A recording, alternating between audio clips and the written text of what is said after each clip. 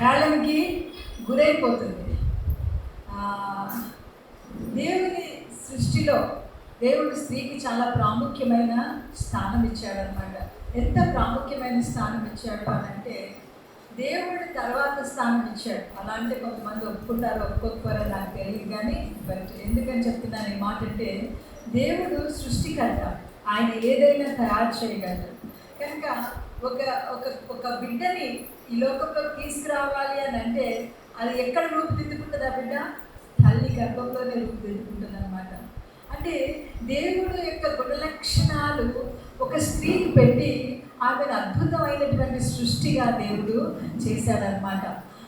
చాలాసార్లు ఈ విషయాలు చాలామంది స్త్రీలకి తెలియదు. ఎందుకో పుట్టేసాము, ఇంకా ఆడల్లో పుట్టేసామని అంటే మనకు వచ్చిన బాధ్యతల్లో మనం చేసుకుంటూ వెళ్ళిపోతాం. కానీ దేవుని సృష్టిలో మనకు ఉండేటువంటి ఆ యొక్క గొప్పతనాన్ని మనం ఎప్పుడూ కూడా పట్టించుకోమన్నమాట. ఆదాము చేసిన దేవుడు ఆదాము చేసేసి అంత బాగుందని అనగలిగాడా? అనలేదు. కనీసం ఆశీర్వచనం కూడా చెప్పలేదు. మనం ఆదికాండం 1వ అధ్యాయం 2వ అధ్యాయం మనం చూసినట్లయితే, మన పోలిక చొప్పున చేద్దామని చెప్పిన తర్వాత వారిని స్త్రీని గాను పురుషుని గాను చేసిన తర్వాత దేవుడు ఏం చేశాడు చెప్పండి? వారిని ఆశీర్వదించాడు అనే మాట మనం చదువుతాం. ఆ తర్వాత ఆదాము ఎలా చేశాడో చెప్తాడు. నేల మంటతో నరిని నిర్మించి నరుని రాసుగా అందులో జీవవాయువుడు వదగా నరుడు జీవాత్మ ఆయను అని రాయబడింది అనమాట. సో ఆ తర్వాత ఆదాముకి దేవుడు ఒక పని అప్పగించాడు. ఏదైనా వనాన్ని పరిచయం చేసి అక్కడుండే జంతువులన్నిటికీ పేరు పెట్టమని చెప్పినప్పుడు ఆదాము తన పని తాను చేసుకుంటూ పోతున్నాడు. ఆ టైంలో ఆదాముకి ఎవరు లేరట? సహాయం లేదు, తోటి మనిషి లేదు. అప్పుడు నరుడు ఒంటరిగా ఉండుట మంచిది కాదు అని చెప్పి అతనికి సాటి అయిన సహాయాన్ని చేస్తానని చెప్పి అతని నిద్రపుచ్చి అతని ప్రక్క చెముకలలో ఒక ఎముకను తీసి ఆమెను ఒక స్త్రీగా రూపించాడు. అప్పుడు వెంటనే ఆదాముకి లేపినప్పుడు ఆదాముకి మెలకు వచ్చి ఏం చేస్తే చెప్పండి? నా ఎముకలలో ఎముక, నా మాంసములో మాంసం నరుల్లో తీయబడింది కనుక నారి అనబడును అని ఒక పాట పాడడం మొదలుపెట్టాడు. సో మొట్టమొదట స్త్రీగా దేవుడు తన చేతులతో తయారు చేశాడు. మట్టి నుంచి కాకుండా నరుల్లో నుంచి తీశాడనమాట. అంటే చాలా సుందరంగా, బ్యూటిఫుల్గా, సుకుమారంగా చేశాడు. అందుకే దేవుడు ఆజ్ఞలు ఇచ్చినప్పుడు ఇశ్రాయేలు ప్రజల్ని ఆ యొక్క ఐగుప్తు దేశంలో నుంచి బయటకు తీసుకొచ్చేసిన తర్వాత మోషేతో ఏం చెప్పాడంటే, ఇశ్రాయేలు వంశంలో వేశ్య ఎవతయో ఉండకూడదు అంటాడు. ఏ కుమార్తె కూడా ఏమవ్వకూడదు చెప్పండి? వేశ్య అవ్వకూడదు అని చెప్తాడు. కనుక దేవుడు చాలా పకడ్బందీగా వాళ్ళకి పద్ధతులు, ఆజ్ఞలు అన్నీ కూడా ఇచ్చాడు. అంటే వాళ్ళు చెడిపోవడం, ఇష్టానుసారంగా బ్రతకడం దేవుడికి ఇష్టం లేదు.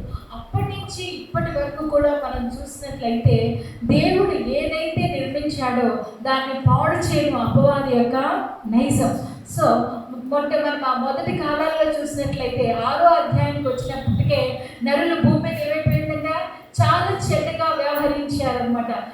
నరుల చెడుతనం భూమి మీద గొప్పది అంటాడనమాట అధ్యాయంలో ఆదికాండం. అప్పుడు దేవుడు నోవహును కనుగొని జలప్రళయంలో ఈ యొక్క మొత్తం భూమిని అంతా ఏం చేశాడు? నాశనం చేశాడు. అప్పటికే మనుషులు పరశరీరానుసారులు అయ్యారు. అంటే అప్పటికి ఏమీ లేదు చెప్పండి, ధర్మశాస్త్రం లేదు కాబట్టి చాలా ఇష్టానుసారమైన ఇమోరల్ వాల్యూస్తో వాళ్ళు బతకడం చూసి ఇలాంటి తరం భూమి మీద ఉండకూడదు, ఈ చెడ్డ తరం ఉండకూడదు అని చెప్పి ఏం చేశారు చెప్పండి? మొత్తం నాశనం చేసి తిరిగి మరలా నోహును అతని కుటుంబంలో నుంచి మరలా జాతుల్ని దేవుడు ఏం చేశాడు? అనుగ్రహించాడు. అయినప్పటికీ మానవుడు దేవుడి మీద అంటే దేవుడి పద్ధతులను అన్నింటినీ ఏం చేసుకుంటూ వస్తున్నాడు చెప్పండి? దేవుడు ఏదైతే మనస్సాక్షిని పెట్టాడో, ఏదైతే నైతిక విలువలు మానవుడికి స్వతహాగా రావాలో వాటన్నింటినీ మానవుడు అధిగమిస్తూ వచ్చాడు అనమాట. సో మళ్ళీ అబ్రహాముని ఏర్పడుతుంది, ఇస్సాకు, యాకోబులు నాకు జనాంగం. సో ఆ తర్వాత వాళ్ళు ఐగుప్తు దేశంలో ఉన్నారు. అక్కడి నుంచి బయటికి తీసుకొచ్చిన తర్వాత దేవుడు వాళ్ళకి ఏమి ఇచ్చాడు చెప్పండి? ధర్మశాస్త్రాన్ని ఇచ్చి జీవించాల్సినటువంటి జీవిత విధానాన్ని వాళ్ళకి బోధించాడు. ఏది మంచి, ఏది చెడు, ఏది చేయాలి, ఏది చేయకూడదు అనే ఆజ్ఞలు మనకి ఈ యొక్క ధర్మశాస్త్రంలో ఇవ్వబడ్డాయి. దేవుని బిడ్డ ధర్మశాస్త్రం లో అందరూ కూడా ధర్మశాస్త్రాన్ని అనుసరించారా అంటే అప్పుడు కూడా ధర్మశాస్త్రాన్ని వాళ్ళు ఏం చేయలేకపోయారు చెప్పండి, అనుసరించలేకపోయారు. న్యాయాధిపతుల గ్రంథంలో మనం చూస్తాం, ఘోరమైన తప్పిదం జరగడం మనం చూస్తాం. వాళ్ళకి ఆ రోజుల్లో న్యాయాధిపతి లేడు, లేకపోతే రాజు లేడు, కాబట్టి ఎవరి ఇష్టానుసారంగా వాళ్ళు జీవించారు అనే వచనాలతో ఆ పుస్తకం ముగింపు మనం చూస్తామన్నమాట. అంటే భ్రష్టత్వం ఎప్పటికప్పుడు భూమి మీద చోటు చేసుకుంటా ఉంది. సో ప్రభు వచ్చారు, మరి మరలా మనకి పరిశుద్ధతనిచ్చారు, మరి ఆయన రక్తంలో పాప క్షమాపణ విమోచన మనకు అనుగ్రహించిన తర్వాత దేవుడు మనకి బాధ్యతనిచ్చాడు. యేసు ప్రభు రావడం ద్వారా మనందరికీ ఏం ప్రసాదించబడింది అనంటే స్వేచ్ఛ వచ్చిందండి. హల్లెలూయా. ధర్మశాస్త్రం చాలా స్త్రీని ఏం చేసింది చెప్పండి, బంధించే ఉంచింది.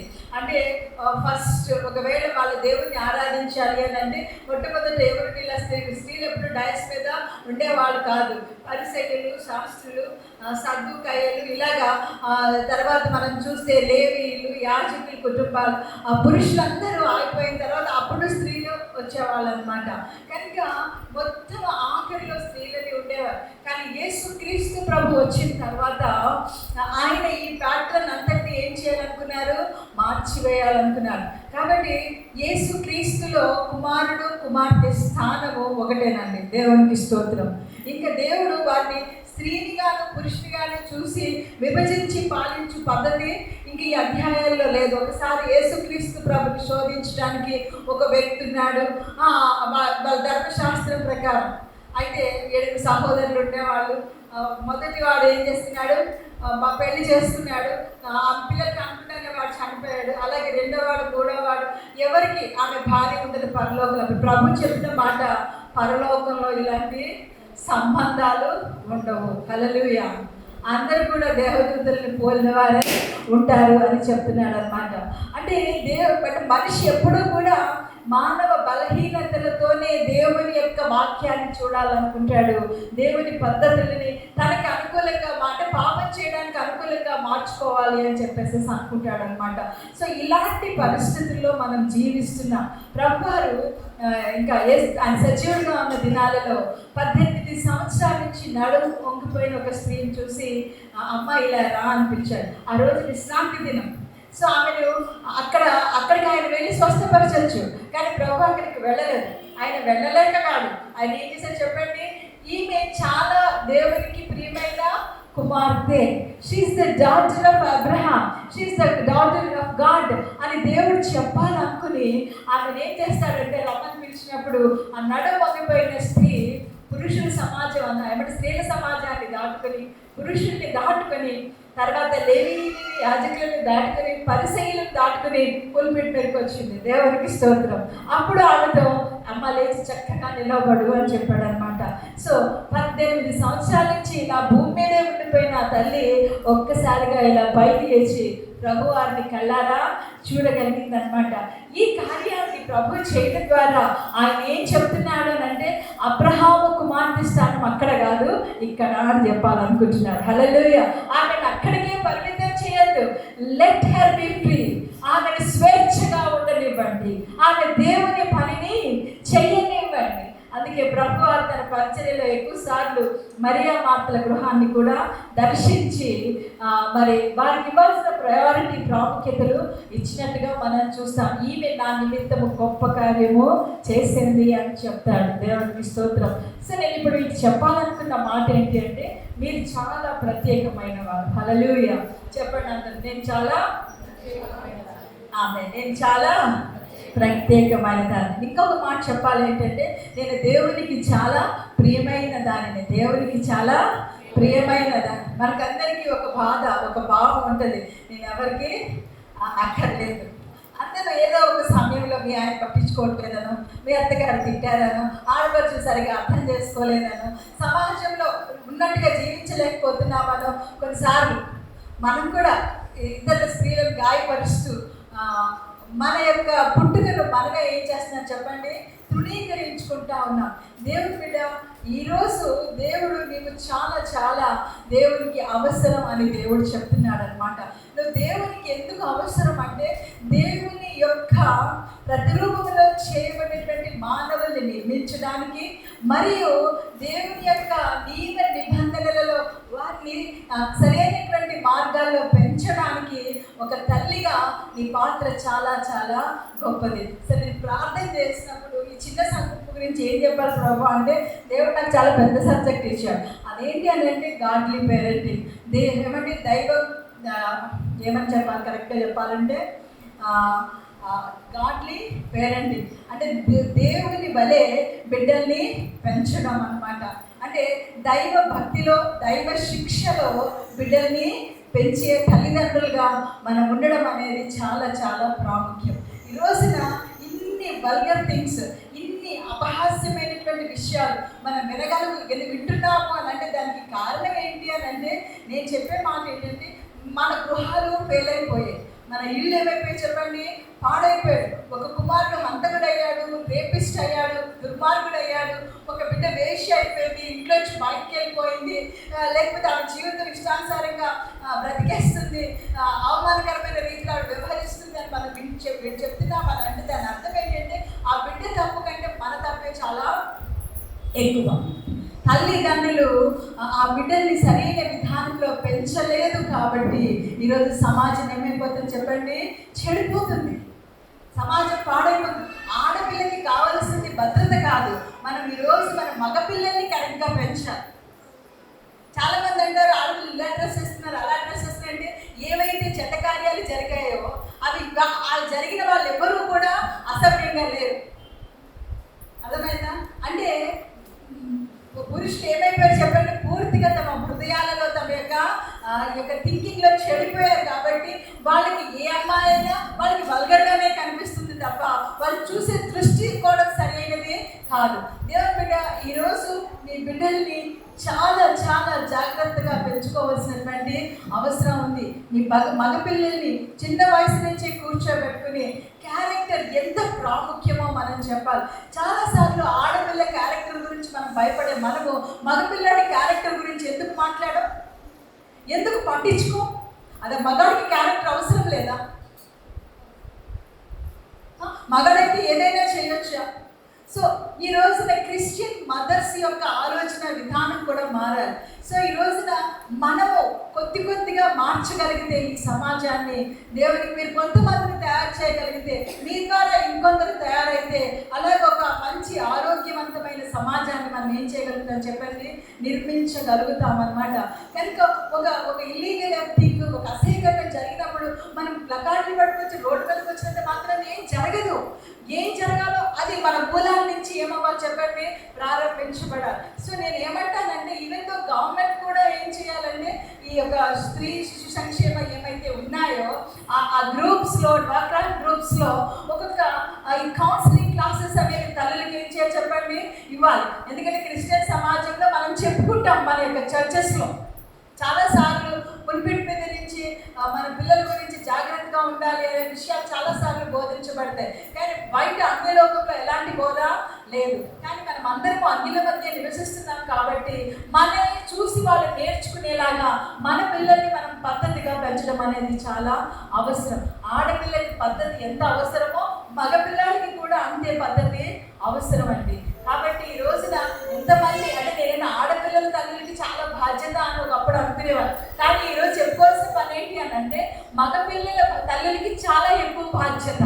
ఒక ఆడపిల్లకి నష్టం కలుగుతుందంటే ఒక తల్లి ఫెయిల్ అయిపోయింది, తన కొడుకుని పెంచడంలో ఒక తల్లి ఫెయిల్ అయిపోయింది. ఒక భర్త భార్య హింసిస్తున్నాడు అని అంటే ఏమైందన్నమాట, ఆ అత్తగారు తన కొడుకుని సరైన విధానంలో పెంచుకోలేదన్నమాట.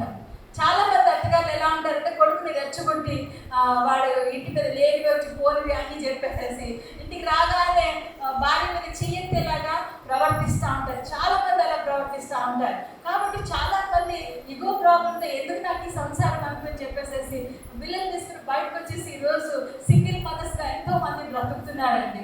అంటే ఇలాగా సమాజం పాడైపోతుంది అనే దానికి కారణం ఏంటి అని అంటే, ఎవరో రెచ్చగొట్టేటువంటి పరిస్థితులు సృష్టిస్తున్నారు. దాంట్లో ఎక్కువ శాతం మంది స్త్రీలు వెనకాల ఉంటున్నారు. దాని వెనకాల ఎవరున్నారు చెప్పండి, ఒక అత్త ఆడపడుచు ఉండడం అనేది మనం చూస్తూ ఉంటాం.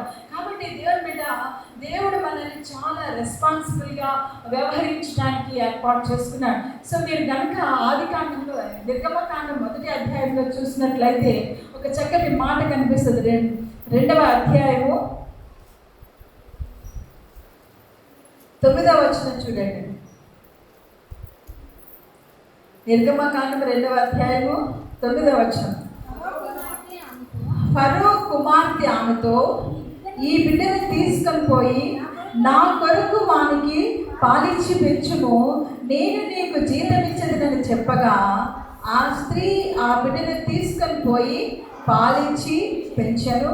ఆ బిడ్డ పెద్దవాడైన తర్వాత ఫరో కుమార్తె వద్దకు అతనిని తీసుకొని వచ్చాను. అతడు ఆమెకు కుమారుడు ఆయను. ఆమె నీటిలో నుండి ఇతను తీసి తినని చెప్పి అతనికి మోషే అని పేరు పెట్టాను. దేవునికి స్తోత్రం కలుగును గాక. హల్లెలూయా.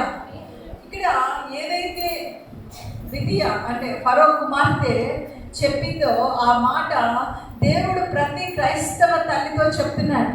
ఏమని చెప్తున్నాడు అంటే, ఈ బిడ్డను నా కొరకు నువ్వేం చేయి, పాలిచ్చి పెంచు, నేను నీకేమిస్తాను, జీతం ఇస్తాను. హల్లెలూయా. నీవు నీ బిడ్డల్ని దేవుని కొరకు పెంచగలిగితే నీ రివార్డు నీ బిడ్డలు కాదు, ఎవరిస్తారు చెప్పండి, దేవుడు ఇస్తాడు. హల్లెలూయా.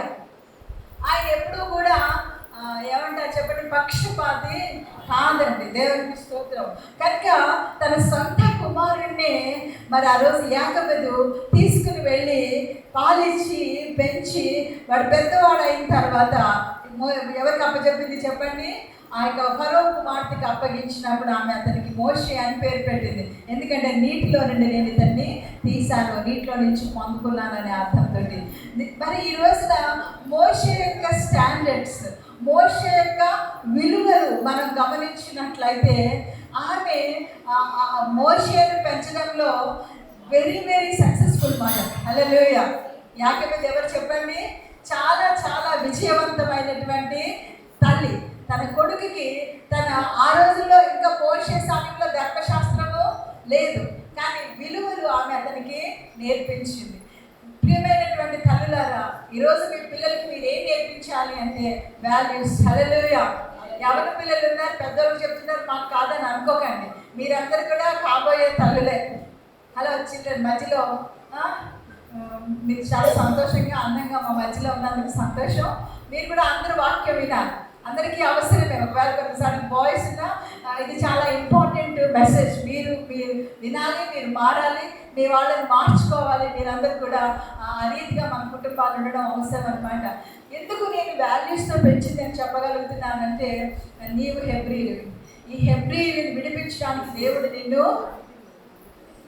బ్రతికించాడు. ఇంతమంది చనిపోతున్నప్పుడు, ఇంతమంది ప్రాణత్యాగం చేసినప్పుడు నువ్వొక్కడే బ్రతుకున్నావంటే నీ గొప్పతనం కాదు, నీవు దేవునికి ప్రత్యేకమైన వాడు. నీ పట్ల దేవునికి ఒక ప్రత్యేకమైన ఉద్దేశం ఉంది.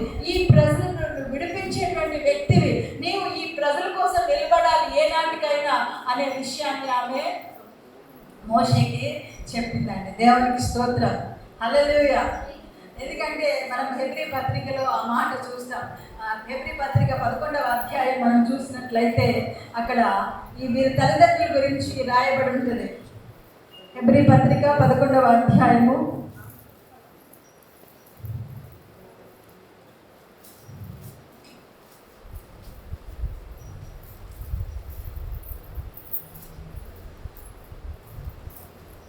23, 24, 25, 26 అవన్నీ కూడా కలిసి ఉంటాయి. వచనాలు చూద్దాం. చూడండి.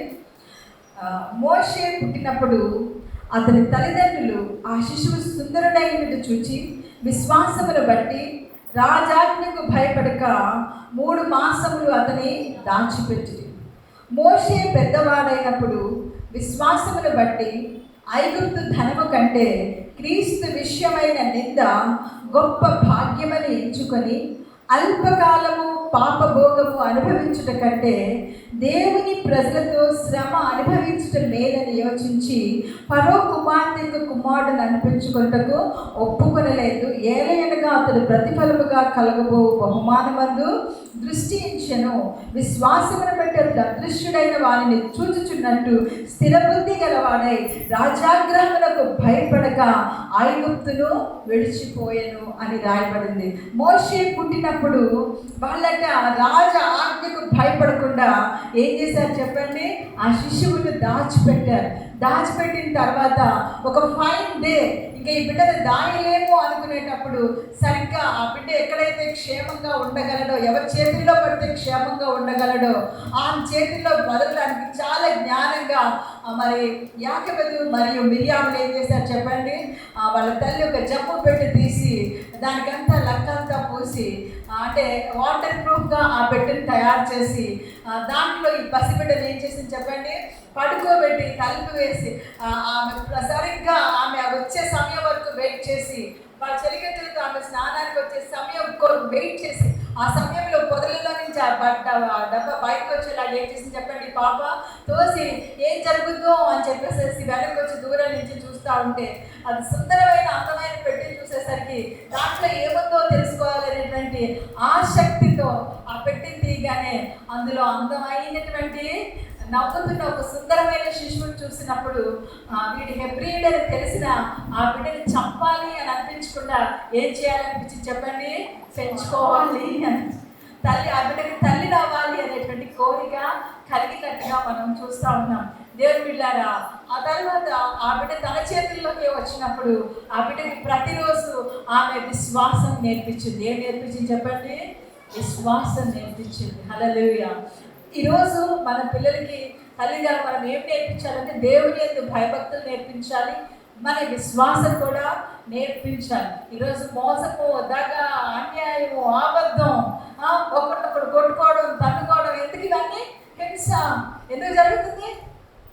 10 రూపాయల కోసం 100 రూపాయల కోసం చంపుకునే పరిస్థితులు మనం చూస్తున్నామంటే 10 రూపాయలు నష్టపోతే జీవితం అంతా కోల్పోతావా నువ్వు? 100 రూపాయలు లేకపోతే జీవితం అంతా కోల్పోతావు.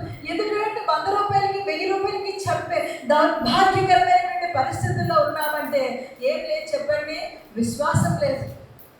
ఈరోజు మనం ఏమైనా నష్టపోతే తిరిగి నా దేవుడు సమకూర్చగలడు. హల్లెలూయా. పోగొట్టుకున్న దాన్ని 200గా ఇవ్వగలడు అనేటువంటి విశ్వాసము లేదు. క్రైస్తవ బిడ్డలారా, మనం చూసే పరిస్థితులను బట్టి, మనం చేసే జాబ్స్ని బట్టి, మనం వెళ్తున్న విధానాన్ని బట్టి మనం బ్రతకం. హల్లెలూయా. మనకు విశ్వాసమును బట్టి బ్రతుకుతాం. దేవుడి వాక్యం ఏం చెప్తుంది అంటే మనుష్యుడు రొట్టె వలన మాత్రమే కాదు కానీ దేవుని నోట నుండి వచ్చు ప్రతి మాట వలన బ్రతుకును. హల్లెలూయా. సో విశ్వాసమును బట్టి బ్రతకాలి. విశ్వాసం నిన్ను బ్రతికింపజేస్తుంది. నీతిమంతుడు విశ్వాస మూలముగా బ్రతుకును. Hallelujah. Will live by faith. ఒకవేళ ఒక రైచస్ ఎలా బ్రతుకుతాడు చెప్పండి? విశ్వాస మూలంగా. నీకున్న ఉద్యోగాన్ని బట్టో, నీకున్న పనిని బట్టో, నీకున్నటువంటి స్థితిని బట్టో కాదు కానీ నీ యొక్క దేవుని మాటను బట్టి, నీ దేవుని యందలి నమ్మికను బట్టి బ్రతకడానికి దేవుడు మనల్ని ఏర్పాటు చేస్తున్నాడు. హల్లెలూయా. నువ్వు ఎడారిలో ఉండు, నువ్వు ఎక్కడైనా ఉండు, నిశ్చయంగా దేవుడు నీకు కావాల్సిన ప్రతిదాన్ని ఏం చేస్తాడు చెప్పండి? సమకూర్చే దేవుడు. హల్లెలూయా. ఎప్పుడు చేస్తాడు అంటే ఎక్కడైనా చేస్తాడు. ఏలియాకి దేవుడు కాకిల చేత ఏం పంపించాడు? ఆహారాన్ని పంపించాడు. దేవునికి స్తోత్రం కలుగును గాక. దేవునికి తర్వాత సారేపతి విధవరాలు అందరూ చచ్చిపోతా ఉంటే 3 సంవత్సరాలు అక్కడ ఆమె చేతలో పోషించబడ్డాడు. దేవునికి స్తోత్రం. అంటే అదేనా పట్టుకుని వెళ్ళాడు అక్కడికి? పిండి, నూనెలు అవన్నీ పట్టుకెళ్ళి ఏం పట్టుకెళ్ళలేదు. దేవుడు చెప్పిన మాట మీద వెళ్ళిపోయాడు అంతే. దేవునికి స్తోత్రం. దేవుడు పోషించాడు. నా జీవితంలో కూడా నన్ను సాక్ష్యం చెప్పమంటే బోర్డు చెప్తాను. రీసెంట్గా జరిగింది చెప్తాను. నేను మా పాప ఉంటాం, 3వ పాప. నాకు 5 అమ్మాయిలు. ఇందాక పాప చెప్పారు కదా. సో 5 అమ్మాయిలు, 3 మ్యారేజెస్ అయిపోయాయి. వాళ్ళ భర్తతో ఉంటారు. సో 5వ పాప అమెరికాలో ఉంది, 3వ పాప నాతో ఉంటుంది అనమాట. సో అందరికీ జ్వరాలు వస్తున్నాయి కదా, దానికి జ్వరం. ఈ మధ్యకాలంలో మా పనమ్మాయి సరిగ్గా సహాయం చేసే అమ్మాయి రావటం లేదు, టైంకి రావట్లేదు. ఇటు 11 గంటల మీటింగ్కి వెళ్ళలేకపోతున్నాను, ఇటు సాయంకాలం వెళ్ళలేకపోతున్నాను. నాకు టైమింగ్స్ అస్సలు కుదరటం లేదు, మానిపించేసాను. సో నాకు పనమ్మాయి లేదు. లాస్ట్ గోస్పెట్ చేశాను కానీ అది ఉంది. కానీ ఈ పిల్లకి జ్వరం వచ్చింది కాబట్టి ఇడ్లీ పెడితే బాగుంటుంది అనుకున్నాను. నాకుండే ఆప్షన్ ఏంటంటే ఆర్డర్ పెట్టుకోవాలంతే. నా దగ్గర ఇడ్లీ పిండి లేదు, అయ్యో పిల్లకి ఈ పిల్లకి దోశ వేస్తే ఎలాగా, ఇడ్లీ పెడితే బాగుంది అనుకున్నాను. మా పైన ఒక సిస్టర్ ఉంటారు, అసలు ఇవాళ రావాలి తన మీటింగ్కి, వాళ్ళ మనవరాలకు జ్వరం వచ్చిందని అంత రాలేదు. సో తను ఏం చేసిందంటే, దానికి అంత ముందు రోజు నేను ఏదో ఇచ్చాను, ఆ గిన్నెలన్నీ ఆవిడ దగ్గర ఉండిపోయాయి. సో ఇడ్లీ చట్నీ చేసుకుని వచ్చి పొద్దున్నే తలుపుకుంటాను. నేను లేచి ఈ పిల్లకి బ్రేక్ఫాస్ట్ ఆర్డర్ పెట్టనా అని ఆలోచన చేస్తా ఉంటే దేవునికి స్తోత్రం కలుగును గాక. అంటే దేవుని పిల్లలకి ఏమి అవసరమో దేవుడు ఎలాగైనా పంపిస్తాడు. నేను అంటాను కదా, ఏలియాకి ఒక్క కాకే లేదురా బాబు, దేవుడికి ఒక్క కాకే లేదు, ఎన్నో కాకులు ఉన్నాయి. ఈ కాకపోతే ఇంకొక కాకి. హల్లెలూయా. పాప చెప్పింది 10 years అయింది నా భర్త ప్రభులో నిద్రించి. ఈ 12-13 సంవత్సరాల కాలంలో ఆయన ఉద్యోగస్తుడు కాదు, వ్యాపారస్తుడు కాదు, దేవుని సేవకుడు. అంతేకాకుండా మేము రాజమండ్రి నుంచి ఇక్కడికి వచ్చిన తర్వాత చర్చ్ మినిస్ట్రీ చేయకుండా అన్ని సంఘాలు అభివృద్ధి చెందాలి అనే ఆశతోటి ప్రతి సంఘంలో దేవుని వాక్యం చెప్పడానికి అవకాశం ఉన్నంత మేర ప్రయాసపడ్డాం. సో ఏ సంఘము మాది కాదు. సో అలాంటి పరిస్థితుల్లో నా భర్త నన్ను వదిలిపెట్టి వెళ్ళిపోయినప్పుడు మా పిల్లలు ఎవరికి చదువులు అవ్వలేదు. అందరూ అలా చదువుకుంటున్నారనమాట. మా పాప medicine 4th year, engineering 2nd year, engineering 1st year, intermediate అట్లాగనమాట. అప్పుడే 10th పాస్, ఇంటర్లోకి వచ్చి పాప ఇలా ఉన్నారనమాట. సో అలాంటి పరిస్థితుల్లో నా పట్ల దేవుడు ఎంతో నమ్మకంగా ఉన్నారు. హల్లెలూయా. ఆయన అన్ని విషయాల్లో నాకు సహాయం చేశాడు. నా భర్త చనిపోయిన తర్వాత 2010 నుంచి 15 వరకు, అంటే ఈ 5 సంవత్సరాల కాలం, అంటే అంతకుముందు మాకు ఏసు వైపు చూచు టీవీ ప్రోగ్రామ్ ఉంటుంది, దాన్ని నేను కంటిన్యూ చేశాను. Magazine ministry continue. ఏ పరిచర్య ఆయన లేడు కాబట్టి ఇది ఆగిపోయింది అని ఉండకూడదు. ప్రభువా నీకు అందరూ సమానమే కాబట్టి నన్ను కూడా నువ్వు సమంగా వాడుకోవాలి అని నేను దేవుడితో ప్రార్థించాను. ప్రభు నా మనవి ఆలకించాడు. మరి అన్ని రకాలుగా ప్రభు ఈ పరిచర్య నన్ను ముందుకు తీసుకెళ్ళాడు. అంటే నీతిమంతులు విశ్వాసం మూలంగా బ్రతుకుతారు. హల్లెలూయా. మనకి స్వస్థత కూడా ఎక్కడి నుంచి వస్తే చెప్పండి. ఆయన తన వాక్కును పంపి వారిని బాగు చేసెను. ఆయన పొందిన దెబ్బల చేత మనకి స్వస్థత కలిగింది. దేవుని బిడ్డ హడావిడిగా ప్రార్థనకు వచ్చేయడం, లేకపోతే మందిరంలో పనులు పంచుకోవడం, ఇది మాత్రమే కాదు మీ డ్యూటీ. దయచేసి మీ పిల్లలకి కూర్చోబెట్టి దేవుని వాక్యాన్ని మన జీవితంలో వాళ్ళకి ఏం చేయాలి చెప్పండి, తెలుసుకునేలా చేయాలి. ఇది చాలా చాలా అవసరం. ఒకడు సర్వలోకం సంపాదించుకుని తన ప్రాణమును పోగొట్టుకుంటే వానికి ఏమీ ప్రయోజనం. మీరు ఎంతో మందికి ఏమైనా చెప్పచ్చు, నీ స్వంత కుమారుడు యేసు ప్రభు లేకుండా నశించిపోతే దానికి ఎవరు పూచీ కట్టాలి కదా. నీ స్వంత బిడ్డ నిత్య నాశనానికి వెళ్ళిపోతే ఎవరు చెప్తారండి? ఎవరు ఏం చేస్తావు నువ్వు? అంటే ఒక సర్వలోకం సంపాదించుకున్న ధనవంతుడు ఎలాగో తన సొంత కుమారుని పోగొట్టుకున్న బిడ్డకు తల్లి కూడా అంతే కదా. కనుక మీరు ఆలోచించండి. ఈ రోజున మనము ఒక బాధ్యతాయుతమైన దేశంలో దేవుడు మనల్ని నమ్మకస్తులని అనేక స్థలాల నుంచి మనల్ని పోగు చేసి భద్రపరిచి రక్షించి ఆయన ఆత్మనిచ్చి వాక్యం ఇచ్చి బోధకుల్నిచ్చి అనేక విషయాలు మనకి తెలియజేస్తున్నప్పుడు దేవుని ప్రేమ, దేవుని కృప, లేకపోతే దేవుని యొక్క ఉద్దేశం నీ పట్ల ఎంత గొప్పదో తెలుసుకోవాలని నేను చెప్తా ఉన్నాను ఈ మాటలు. కాబట్టి ఈ బిడ్డను పాలించి పెంచు, నేను నీకేమి ఇస్తానని ఆవిడ జీవితం ఇస్తానని చెప్పిన ప్రకారంగా మరి మోషేని ఆవిడ పెంచింది. మోషే పెద్దవాడైనప్పుడు ఏం చేశాడు అని మనం ఆలోచన చేస్తే, హెబ్రీల్ని ఎలా కాపాడదామా, హెబ్రీల్ని మనం ఎలాగా పోషిద్దామా, హెబ్రీల్ని మనం ఎలాగ తప్పిద్దామా. అతను అధికారంలో ఉన్నప్పుడు ఇశ్రాయేలు ప్రజలు ఘనా కష్టం పెడతా ఉంటే మోషే శాయశక్తుల అతడు ప్రధానమంత్రి ఏమంటారు రాజుగారి కొడుకు స్థానంలో ఉన్నాడు కనుక ఈ యొక్క ప్రజల్ని పోషించే ఏర్పాట్లు ఎవరు చేశారు చెప్పండి? మోషే చేశారు. మరి వాళ్ళు బ్రతికారు, పని లేదు, జీతం పనుంది, జీతం లేదు, లేకపోతే బ్రతికారు అని అంటే ఫుడ్ గవర్నమెంట్స్ నుంచి తెలిసి కొంత తెలియని కొంత ఏం చేశారు చెప్పండి? వాళ్ళకి ఇచ్చి వాళ్ళకి వాళ్ళ చేత ఈరోజు మనం చెప్తున్నటువంటి రామశిరస్సు మరి ఇంకొక పట్టణాన్ని ఇశ్రాయేలు చేత మోషే కట్టినట్టుగా మనం చూస్తూ ఉంటాం బైబిల్లో. దేవునికి స్తోత్రం కలుగును గాక. ఒక రోజు వచ్చింది, ఫైనల్ డే. ఆ రోజున అతను పట్టాభిషేకం రోజు. ఆ రోజు రాత్రి అతను నిర్ణయం చేశాడంట, దేవుని ప్రజలతో శ్రమ అనుభవించుట, నింద అనుభవించుట మేలు, బానిస పిల్లోడిని నేను అని చెప్పుకోవాలనుకున్నాడు. హల్లెలూయా. హల్లెలూయా, హల్లెలూయా. దేవునికి స్తోత్రం. ఈరోజు యేసు ప్రభువుని తెలుసుకుని ఇతరులకు సాక్ష్యం ఇచ్చేటప్పుడు ఫలానా వాళ్ళ దేవుడు అని మాట్లాడతారు. నేను అంటాను, you should not talk about like this. ఎందుకంటే మన దేశం మన సంస్కృతితో ముడిపడినప్పుడు ఒక జాతిని ఏం చేశారు చెప్పండి, కావాలని పర్పస్ఫుల్గా తగ్గారు. వాళ్ళు ఎవరికంటే తక్కువ కాదు. హల్లెలూయా. దానికోసం రాజ్యాంగం పోరాడింది, అంబేద్కర్ పోరాడారు. ఇప్పటికీ మనం అదే పేరు, నువ్వు క్రైస్తవుడు అయిన తర్వాత ఆ పేరు నీకు రాకూడదు, నా మాట రాకూడదు. ఎందుకంటే వాళ్ళు దేవుని పిల్లలు అంటే వాళ్ళు అలా అనుంటారు. కానీ మనం నెవర్ మన నోట్ల నుంచి ఆ మాట రాకూడదు. దేవుడు చేసిన ప్రతి వ్యక్తిని మనం ఏం చేయాలి చెప్పండి, గౌరవించాలి. సో ఈ యొక్క మోషే ఏ ప్రజలతో ఉన్నాడు చెప్పండి, హెబ్రీ. అంటే ఎవరి ప్రజలు? ఇతను రాజుగా ఉన్నాడు, బట్ కానీ అతను రాజవంశంలో చెందినవాడు కాదు. అతను బానిస పిల్లాడు.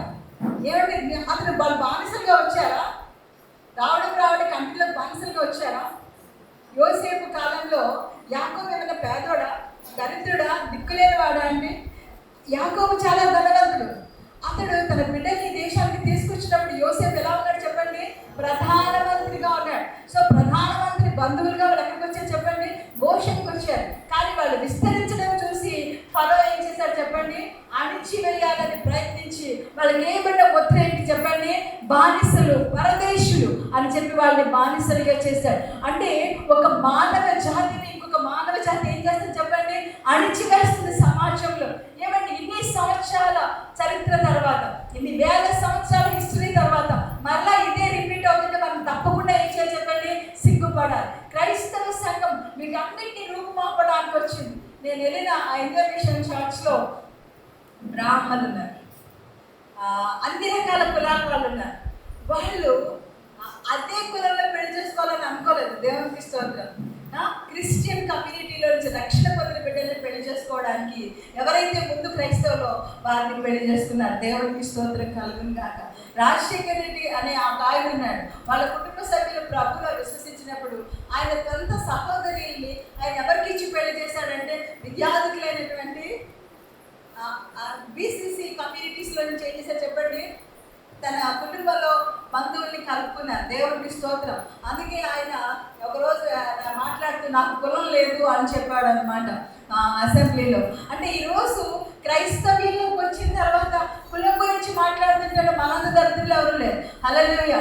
కాబట్టి క్రైస్తవ్యం ఖచ్చితంగా ఒక వాల్యూస్, విలువలు అనేవి చాలా ఇంపార్టెంట్ అండి. ఈరోజు మనం ఆడుకోవడానికో పాడుకోవడానికో కాదు, ఒక విషయం నేర్చుకుంటున్నాం. ఇది నేర్చుకున్న తర్వాత మీ యొక్క ఆలోచన దృక్పథం ఏమవ్వాలి చెప్పండి, మార్చబడాలి. నిన్ను నువ్వు గౌరవించుకోవడం మొదలు పెట్టాలి. నీ తోటి వారిని నువ్వు ఏం చేయాలి చెప్పండి, గౌరవించడం మొదలు పెట్టాలి. అందుకోసం కదా దేవుడు నిన్ను తన రక్తం ఇచ్చి కొనుక్కున్నాడు. హల్లెలూయా. ఈరోజు యేసుక్రీస్తులో మనం అందరం ఏమైనా చెప్పండి, సంఘస్థులమా, సహోదరులమా? ఎలాంటి సహోదరులము? ఏమంటే యేసయ్య రక్తం అంటే నీ స్వంత చెల్లి, నీ స్వంత తమ్ముడు, అలాగే నీ తోటి సహోదరుడు. యేసు ప్రభు రక్తంలో అంటే ఆయన ప్రభు శరీరంలో రక్తంలో పాలు కప్పులు పొందిన మన ఎవరికి కులాలు లేవు. హల్లెలూయా. మతాలు లేవు. దేవునికి స్తోత్రం కలుగును గాక. దేవుడు మనల్ని ఒక ప్రత్యేకమైనటువంటి వంశంగా చేశాడు. మనందరినీ రాజులైన యాజక సమూహంగా చేశాడు. సో యువర్ ఐడెంటిటీ, నీ గుర్తింపు యేసుక్రీస్తు అయి ఉండాలి. దేవునికి స్తోత్రం. హల్లెలూయా. నేను కూడా అన్ని కుటుంబాల నుంచి యేసు ప్రభువుని తెలుసుకున్నా. ఈరోజు నేను నా కుటుంబం గురించి నా కులంలో చెప్పడం నాకు ఇష్టం ఉండదు. నేను ఒక సేవకుని పెళ్లి చేసుకున్నాను. నాకు మా పిల్లలు చాలా మంది అడుగుతారు, వద్దు బాబు నాకు ఎవరిని, నేను ఆ పిల్లలకి సంబంధాలు చూసేటప్పుడు మీరు ఫలానా ఏంటి, మీ క్యాస్ట్ ఏంటి, లేకపోతే మీ క్రీడ్ ఏంటి మీరు అని నేను అడగలేదు. దేవునికి స్తోత్రం. ఈ రోజుకి నేను తెలుసుకోలేదు వాళ్ళు దేవుడితో ఉన్నారా లేదా. ఇది మాత్రమే నాకు చాలు. దేవునికి స్తోత్రం కలుగును గాక.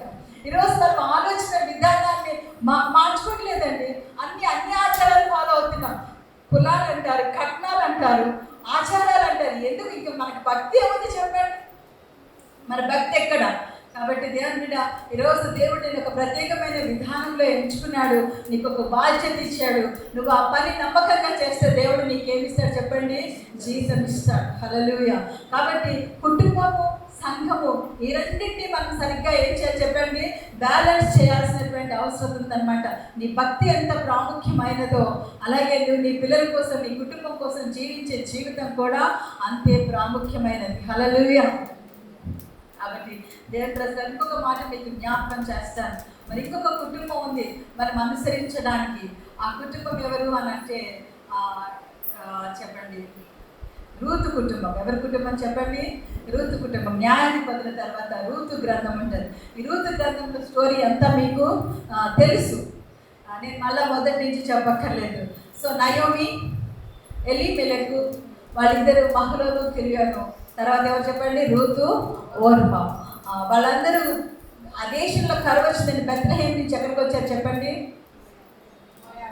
మోయాబు దేశానికి వచ్చారు, అంటే అన్యుల దేశానికి వచ్చారు.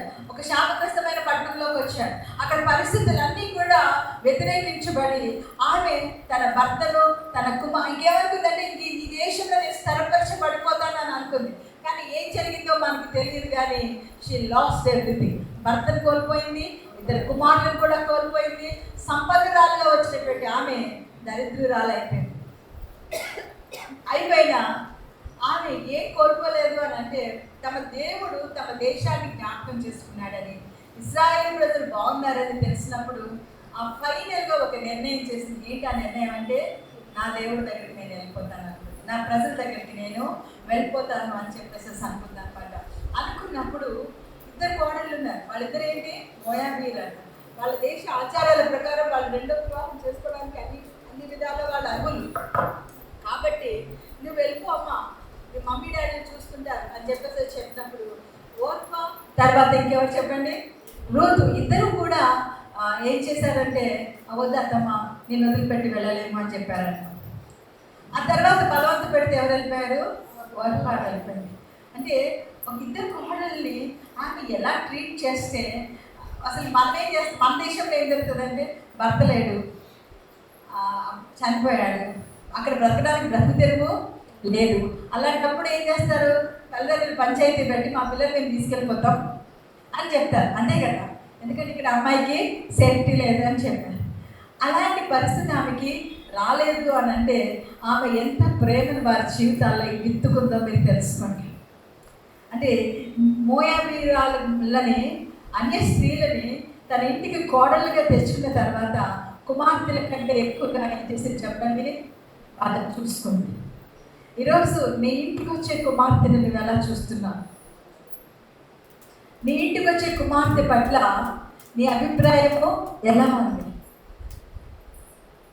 ఆమెను గౌరవంగా చూస్తున్నావా, తక్కువగా చూస్తున్నావా? చాలామంది నేను క్రైస్తవ సమాజం గురించి చెప్తున్నానండి, ఎంత తక్కువగా చూస్తారు. మరి ఏ విషయంలో తక్కువ? గారభంగా పెంచుకోలేదా? చదువుకోలేదా? చూడడానికి బాగోలేదా? నీకు అందంగా ఉండాలి, బాగా చదువుకోవాలి, ఉద్యోగం చేయాలి, ఇన్ని చేయాలి, కట్నం ఇవ్వాలి, ఇన్ని చేసి అన్నీ చూసే పెళ్లి చేసుకున్న తర్వాత ఆ అమ్మాయిని నువ్వు ఏ స్థానంలో చూడాలనుకుంటావంటే, నీ కూతురు స్థానంలోనో ఒక విలువైనటువంటి పాత్రగా కాకుండా ఒక పని మనిషి స్థానంలో చూడాలనుకుంటావు. భర్తతో కూర్చుంటే ఓర్చుకోలేని అత్తవాళ్ళు ఉంటారు. ఒకవేళ అమ్మాయి ఉద్యోగస్తురాలు చదువుతున్న, ఎగ్జామ్ ప్రిపేర్ అవుతున్నా, అరే లేచి ఆ అమ్మాయి కాఫీ పెట్టి ఇవ్వాలి, ప్రతి పని చేసి వెళ్ళాలి. ఒకవేళ చేయలేదంటే మనకి ఏమైపోతుందో చెప్పండి, బ్యావరింగ్ అయిపోయి సంవత్సరం వేసుకుంటా ఉంటాం. నేను ఏమంటానంటే, ఒకవేళ నీ కూతురే ఉంటే నువ్వేం చేస్తావు కదా? నువ్వు ఎలా అయితే చేస్తావో ఆ బిడ్డకి నువ్వు చేస్తుంటే ఖచ్చితంగా ఓ సమయం వస్తుంది, దీన్ని గౌరవించి తల మీద పెట్టుకుంటుంది ఆ బిడ్డ. హల్లెలూయా. అలా అని చెప్పేసి మీ అత్తగారిలోని అగౌరవపరిచిందని నేను చెప్పడం లేదు. ఎందుకంటే ఎవరి ఇంటికైతే నువ్వు వెళ్ళావో, ఏ కుటుంబం కోసం అయితే నువ్వు వెళ్ళావో, ఆ కుటుంబం యొక్క ప్రతి బాధ్యత బరువు నీదే. దాన్ని రెస్పెక్ట్ చేయాలి. అది తల్లులు నేర్పించాలి ఆడపిల్లలకి కూడా. ఆ యొక్క ఏమంటారంటే ఆ యొక్క మ్యూచువల్ అండర్స్టాండింగ్ అనేది మనం సంపాదించుకోవడానికి ప్రయత్నించాలి. ఒకవేళ మనం అలా చేసుకుంటే ఖచ్చితంగా, ఒకవేళ బాగాలేకపోయినా మీరు ప్రార్థన, భక్తి, విశ్వాసం ద్వారా ప్రతి సమస్యను ఏం చేయగలుగుతారు చెప్పండి, జయించగలుగుతారు. దేవునికి స్తోత్రం కలుగును కాక. సో రూతు మొత్తం మీద వాళ్ళు తిరిగి తమ స్వదేశానికి వచ్చేసినప్పుడు ఏంటంటారు అని అంటే, బోయజు కంట పడినప్పుడు, బోయజు పొలానికి ఆమె వెళ్ళినప్పుడు రూతు నయం ఏం చెప్తుందంటే మనల్ని విడిపించడానికి ఆయన పర్ఫెక్ట్ పర్సన్. ఇంకొక వ్యక్తి ఉన్నాడు, ఆ వ్యక్తిని నయం ఏం చేయలేదు చెప్పండి, రూతుకి పరిచయం చేయలేదు. అతనికి ఆల్రెడీ పెళ్ళయింది, పిల్లలు ఉన్నారు. అతను కూడా ఈమెను ఏం చేయగలరు చెప్పండి, విడిపించగలడు అన్నమాట. కాబట్టి ఆమె అతని గురించి చెప్పలేదు, కానీ బోయజ్ గురించే చెప్పింది. అయితే బోయజ్ ఉన్నటువంటి అద్భుతమైనటువంటి విధానం మనం గమనించినట్లయితే అతడు సీక్రెట్గా ఆమెను తీసుకున్నాడండి. తన యొక్క పరిస్థితి సీక్రెట్గా మాట్లాడడానికి నయం ఏం చేసింది చెప్పండి, ఒక పద్ధతి ఆచారాన్ని అనుసరించినప్పుడు అతడు కూడా ఆమెను అప్పటికప్పుడు ఆమెను గ్రహించకుండా తను ఏం చేయాలో అది చేసి ఆమెను విడిపించినట్టు మనం చూస్తాం. ఇక్కడ మీకు ఏం కనిపిస్తున్నాయి అని అంటే నేను విలువలు, వాల్యూస్ అని చెప్తాను. బోయజ్ ఏం పాటించారు చెప్పండి, వాల్యూస్ పాటించారనమాట. ఇప్పుడు మీకు ఒక విషయం చెప్పాలి, బోయజ్ తల్లి గురించి మనం మాట్లాడుకోవాలి. అంటే చాలా కాలం అతను పెళ్లి చేసుకోలేదు కాబట్టి ఇష్టానుసారంగా జీవించాడంటే ఇష్టానుసారంగా బ్రతకలేదు. చాలా నీతిమంతుడు, భక్తిపరుడుగా, అంతేకాకుండా దయగలిగిన వాడుగా అతని యొక్క మాటలు మనం చూసినప్పుడు ఏమంటాడు అని అంటే, నీవు ఈ ప్రాంతానికి వచ్చి నీ తల్లికి చేసిందంతా నాకు వినపడింది అని చెప్తూ యెహోవా రెక్కల కింద నువ్వు సురక్షితంగా ఉండడానికి వచ్చావమ్మా అని చెప్పి అంటూ మాట్లాడిన విధానం మనం చూస్తే అతను ఎంత దైవజనుడో మనకి అర్థమవుతుంది. ఇప్పుడు ఇంత వాల్యూస్ కలిగినటువంటి వ్యక్తి తల్లి ఎవరై ఉంటారు చెప్పండి, చెప్పండి, చెప్పాలి. ఎవరు? ఎలీషానా? ఎవరంటే రాహాబు. హల్లెలూయా. షల్మాను రహాబునందు బోయజును కనెను.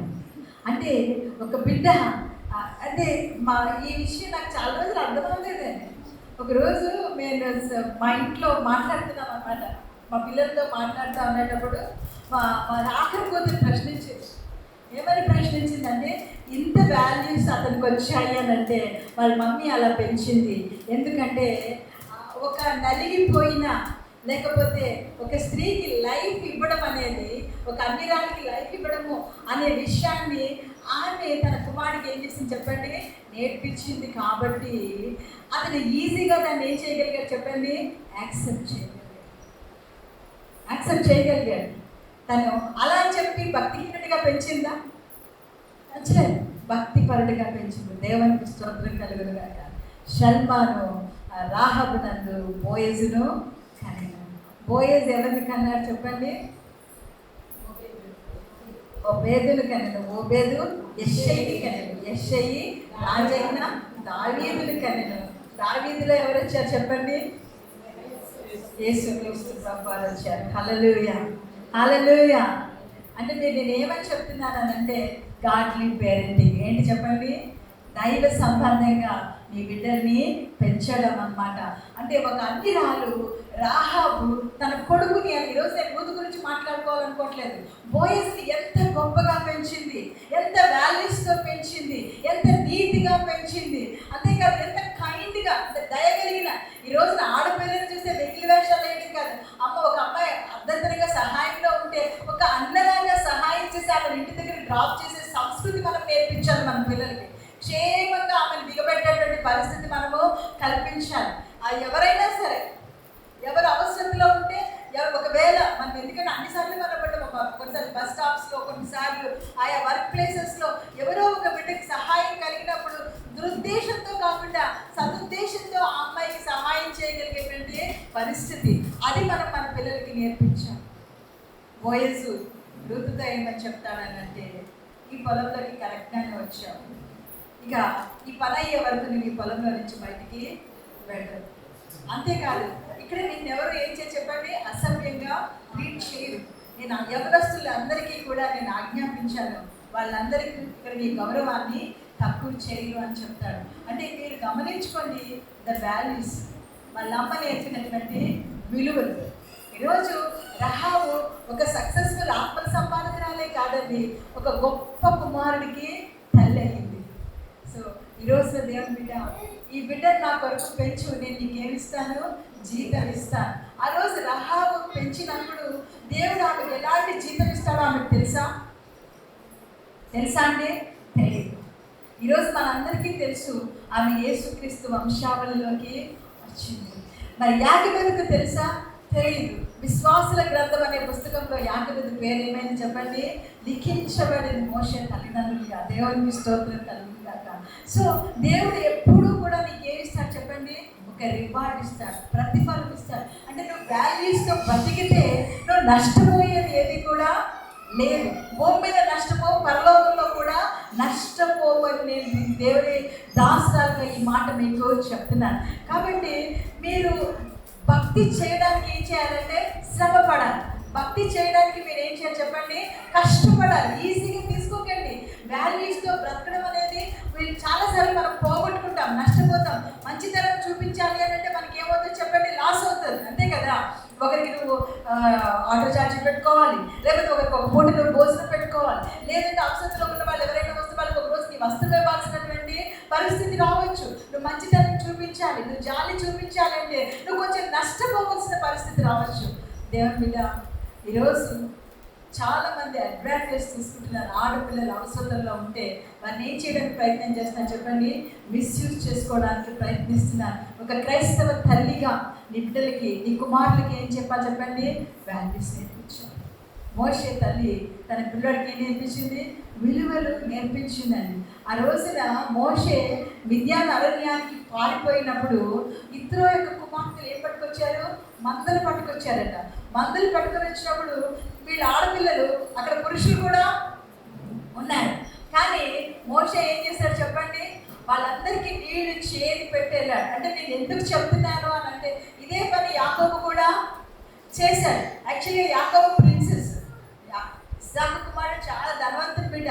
కానీ అవసరం అంటే వాళ్ళ మమ్మీ డాడీ పేరెంటింగ్ ఎంత గొప్పదో మీరు ఆలోచించండి. ఎందుకంటే తెలియదు వాళ్ళు, తెలియదు ఒక బిందు చెప్పుడు కాదు, మందలకి నీళ్లు పోయడం అంటే చాలా, అంటే ఒక వాల్యూ. మనమే ఎలాంటి విలువ ఇస్తున్నామండి ఇంట్లో. ఈ రోజున మీ మగపిల్లలకి పనులు నేర్పిస్తున్నారా? చీమపేట తుడుస్తారా? అమ్మకి జ్వరం వచ్చిందంటే వంట చేస్తారా? ఫాదర్కి బాగాలేదు అని అంటే ఫాదర్ని బయట ఎక్కించుకుని తీసుకెళ్ళి ఆఫీస్లో వదిలిపెడుతున్నారా? డాక్టర్ ఇవన్నీ నేర్పిస్తారా మీ పిల్లలకి? అక్క చెల్లిని ఏమంటారు ఇంటికి తీసుకురావడం నేర్పిస్తున్నారా? వాళ్ళ అవసరాలు తీర్చడం నేర్పిస్తున్నారా? చాలాసార్లు నువ్వు ఆడపిల్లవే, నువ్వు పని నేర్చుకోవాలంటే మరి మగపిల్లడికి పని వద్దా చెప్పండి? ఖచ్చితంగా నేర్పించారు. తల్లి నేర్పించడం లేదండి, చాలా మందికి నేర్పించడం లేదు. అరే ఎంత నీరసంగా ఉన్నా సరే కళ్ళు తూలుతున్న ఈ అమ్మాయి చాయ్ పెట్టేవా, హాస్పిటల్ తీసుకెళ్ళిన తర్వాత ఆ మందులు వేసుకో కూర్చో, నేను మాత్రం ఏదో ఏం చేస్తాను పబ్జీ ఆడుకుంటాను, లేకపోతే ఇంకోటి ఆడుకుంటాను, నువ్వు మాత్రం ఏం చేయాలి? పనే చేయాలి.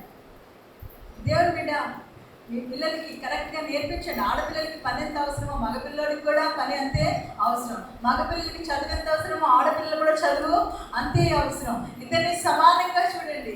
వాల్యూస్ నేర్పించండి. ఆడపిల్లకి నేర్పిస్తున్నాం జాగ్రత్త జాగ్రత్త జాగ్రత్త. మీ అబ్బాయిలకు కూడా చెప్పండి జాగ్రత్త జాగ్రత్త జాగ్రత్త. Don't lose your character.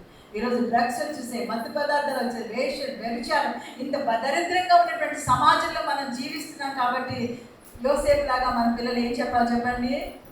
నా దేవునికి, దేవుడు చూస్తున్నాడు నన్ను, నా దేవుని ఎదుట ఇంత ఘోరమైన తప్పిదం నేను ఎలా చేయగలను అన్నాడు.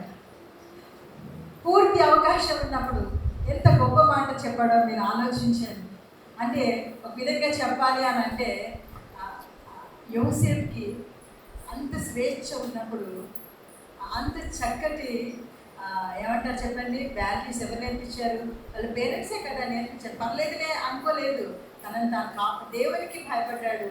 అంతేకాకుండా తనని తాను కాపాడుకున్నాడు. దేవుని మీద ఈ రోజున మేము ఏం నేర్చుకుంటున్నాం ఈ సమాజంలో ఉండి, మేము నేర్పిస్తున్నాం మన పిల్లలకి.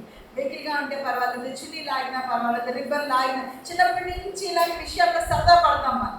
తర్వాత వాడు సరదాగా చిన్నప్పుడు చేసేవి పెద్ద ఎదిగిన తర్వాత కూడా అవే చేస్తున్నారు. కాబట్టి మనం దేవుడు మాట్లాడుతున్నారండి, దేవుని మనస్సు అండి ఇది.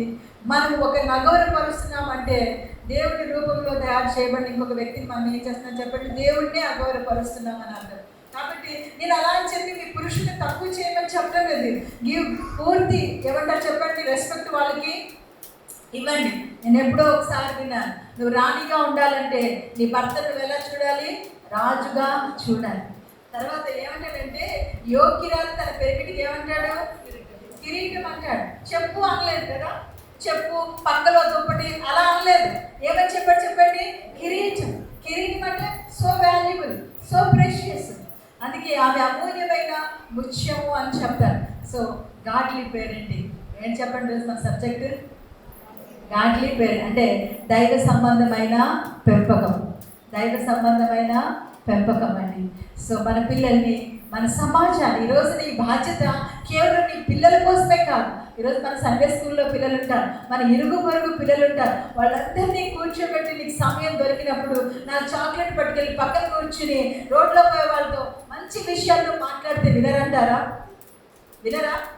నువ్వు దేవుడి గురించి చెప్తానంటే వినరేమో, వాల్యూస్ గురించి చెప్తాను, నీకు నీ స్టడీలో సహాయం చేస్తాను రారా అని చెప్తే వాడు వస్తారు కదా. మీరు ట్యూషన్ చెప్పచ్చు, లేకపోతే నీ పొరుగు వాళ్ళతో మాట్లాడచ్చు, పక్కన ఆడపిల్లలతో మాట్లాడచ్చు. దేవుడి బిడ్డలారా, క్రైస్తవ సంఘానికి దేవుడు బాధ్యతనిచ్చాడు. ఏమిచ్చాడు చెప్పండి, బాధ్యత ఇచ్చాడు. ఏంటి ఆ బాధ్యత అంటే చెడిపోతున్న ఈ సమాజంలో పరిశుద్ధతను నింపే బాధ్యత ఇచ్చాడు.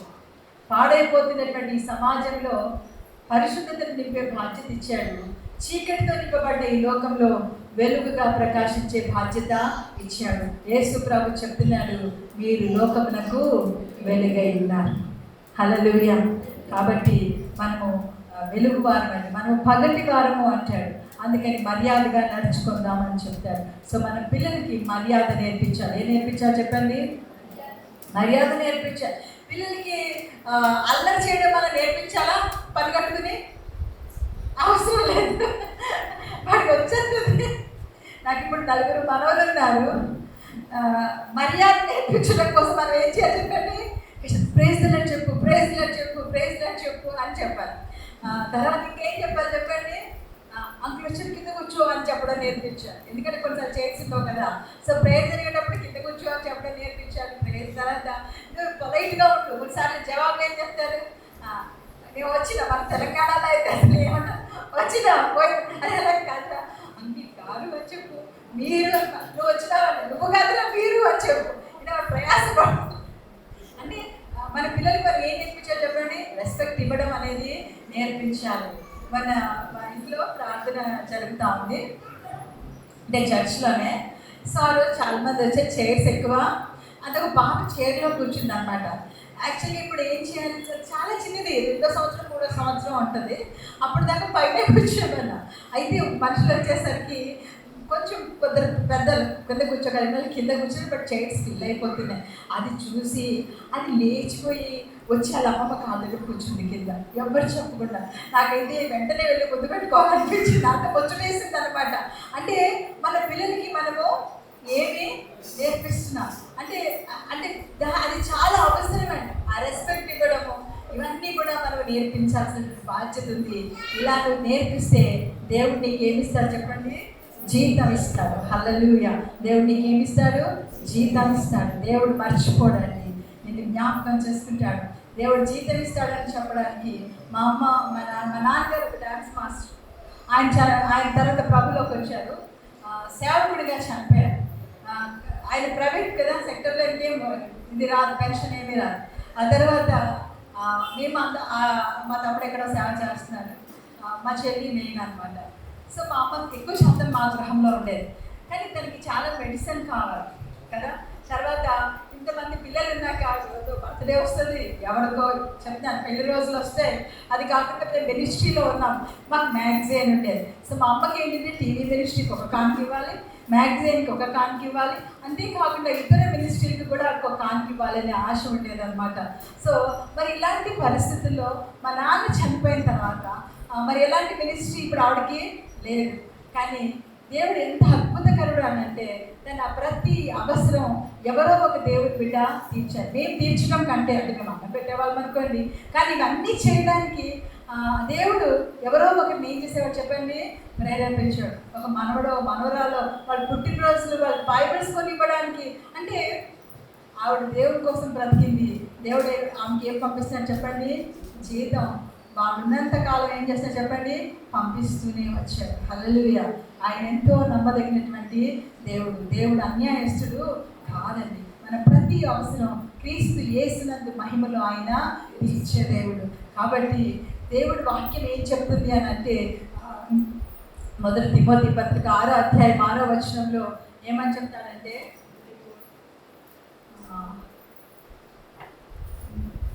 దైవ భక్తి గురించి మాట్లాడతాడు. ఇప్పటి జీవం విషయంలోను రాబోయే జీవం విషయంలోను సంతుష్టి సహితమైన దైవభక్తి గొప్ప లాభ సాధన. 4వ అధ్యాయము 7వ వచనం 8వ వచనం మనం చూస్తే, శరీర సంబంధమైన సాధకము కొంచెము మట్టుకే ప్రయోజనకరమవును, కానీ దైవభక్తి ఇప్పటి జీవంలోనూ రాబో జీవం విషయంలోను వాగ్దానములతో కూడినదైనందున అది అన్ని విషయములలో ప్రయోజకము అగును అని చెప్పేసి మనం చూస్తున్నాం. అలాగే 6వ అధ్యాయం 6వ వచనం, సంతుష్టి సహితమైన దైవభక్తి గొప్ప లాభ సాధనమై ఉన్నది. దేవుడికి స్తోత్రం. దీనికి 2 వచనాలు మీరు కలిపి చదువుకోండి. ఏంటంటే సంతృప్తితో కూడినటువంటి దైవభక్తిని చేస్తే, దైవభక్తి ఏం చేస్తుందంటే మీ పిల్లలకి దైవభక్తి మీద మీ పిల్లలు చెడిపోయారండి. మీ చిన్నలు అన్ని స్థలాల్లో దేవుడు కాపాడు. మనం వెళ్ళలేని పరిస్థితుల్లోకి ఎవరు వెళ్తారు చెప్పండి? దేవుడు వెళ్తాడు. నీ కుమార్తెను నీ అన్ని పరిస్థితుల్లో కాపాడడానికి దేవుడు చాలిన వాడుగా ఉంటాడు. కాబట్టి దైవభక్తి ఇప్పటి జీవం విషయంలోనూ రాబో జీవం విషయంలో ఎలా అని చెప్పండి? వాగ్దానములతో కూడినదయ్యే ఉన్నందున మరింత ప్రయోజనకరమైన. ఈ లోకంలో మన పిల్లల్ని మనం చదివిస్తాం, కష్టపడతాం, లేకపోతే మన పిల్లల్ని అథ్లెట్స్ని చేస్తాం, క్రికెటర్స్ అవుతారు. అదంతా ఏంటి చెప్పండి? శరీర సంబంధమైనటువంటి సాధనం. అది ఎంతవరకు ప్రయోజనం? కొంత మట్టుకి ప్రయోజనకరం. కానీ దైవభక్తి ఇప్పటి జీవం విషయంలోనూ రాబో జీవం విషయంలో ఏమైందంట? గొప్ప లాభ సాధకమైనది. కాబట్టి దేవుని బిడ్డ, నీ కుమారుడికి నీ కుమార్తెకి భక్తిని నేర్పించు. నీ కుమార్తె పట్ల జాగ్రత్త ఎలా తీసుకుంటావో నీ కుమారుడి క్యారెక్టర్ విషయంలో కూడా నువ్వు అంతే జాగ్రత్త తీసుకో. కాబట్టి మనం మంచి సమాజాన్ని నిర్మించాలండి. మనం ఏం చేయాలి చెప్పండి? మంచి సమాజాన్ని నిర్మించాలి. ఇప్పటికే నేను చాలాసేపు మాట్లాడాను అనుకుంటున్నాను. ఇంకొన్ని నిమిషాలు మాట్లాడచ్చా? ఓకే, ఇంకో 5 minutes ఇస్తారా? Okay, praise God.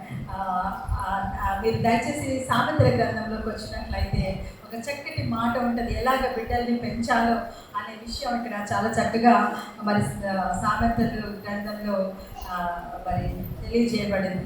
31వ అధ్యాయం మనం చూసినట్లయితే ఒక 10వ వచనంలో, గుణవతి అయిన భార్య దొరుకుట అరుదు, ఆమె ముత్యము కంటే అమూల్యమైనది అని చెప్తూ ఆమె గురించి చెప్తున్నటువంటి మాటలు ఏంటి అని అంటే 15వ వచనంలో, ఆమె చీకటితోనే లేచి తన ఇంటి వారికి భోజనము సిద్ధపరచును. దేవునికి స్తోత్రం కలుగును గాక.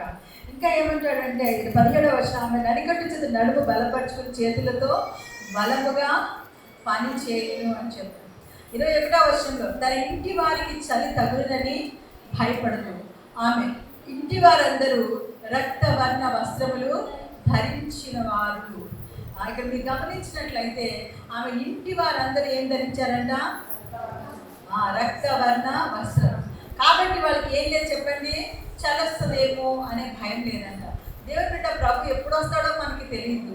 మన ఇంటి వారందరూ ఏం ధరించుకుని ఉండాలి చెప్పండి? రక్తవర్ణ వస్త్రములు ధరించుకుంటే ఏ రోజు ఎలాంటి ఉపద్రవం వచ్చినా, ఈరోజు భారతదేశంలో ఏమి పరిస్థితులు మారడం లేదని మీరు అనుకుంటున్నారేమో.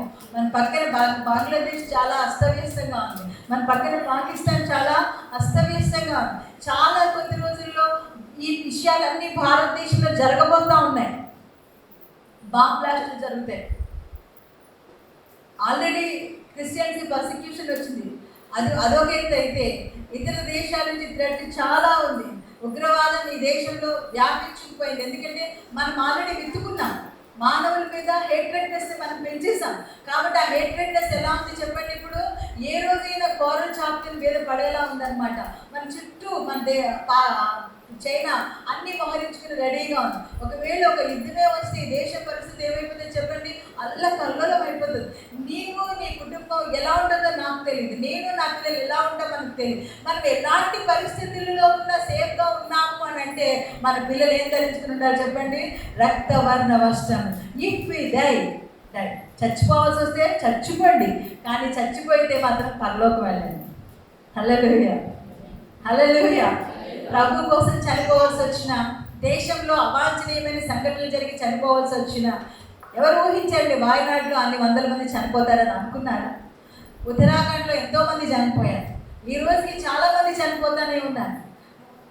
ఎక్కడ ఎలాంటి ప్రమాదం ముంచుకొస్తుందో మనకి తెలియనప్పుడు, ఏ ప్రమాదం నుంచి మనం తప్పించబడి సేఫ్గా ఉంటామనే గ్యారంటీ మనకి లేనప్పుడు, మనకు ఉండే ఒకే ఒక గ్యారంటీ ఏంటంటే మన ప్రభు అయిన యేసు ప్రభు. ఆయన చెప్తున్న మాట, మీ జీవం నాలో ఏమైంది చెప్పండి? దాచబడి ఉన్నది. పౌలంటాడు, నేను అప్పగించిన దానిని ఆయన అంతకు వరకు రూఢిగా కాపాడగలడు అని చెప్తాడనమాట. సో మీ బిడ్డలు యేసుక్రీస్తు రక్తంలో కడగబడిన వారా? అందరూ రక్షించబడ్డారా? అందరూ బాప్తిస్మము పొందారా? అందరూ ప్రభులో స్థిరంగా ఉంటున్నారా? ఒకవేళ నీ బిడ్డలందరినీ నువ్వు సంపాదించుకుంటే నీవు ధన్యురాలు. హల్లెలూయా. నీవు కూడా ఒక రాహాబు లాంటి దాన్ని, లేదా ఒక హన్నా లాంటి దాన్ని. హన్నా కూడా ఒక సక్సెస్ఫుల్ మదర్ అండి. తన ఒక బిడ్డను ప్రార్థించి పొందుకున్నప్పుడు ఆ బిడ్డను ఎవరి కోసం పెంచింది? దేవుని కోసం పెంచింది. అక్రమంగా అవినీతి పరంగా జీవించే యాజకుని కుటుంబంలో ఏం చేసింది చెప్పండి?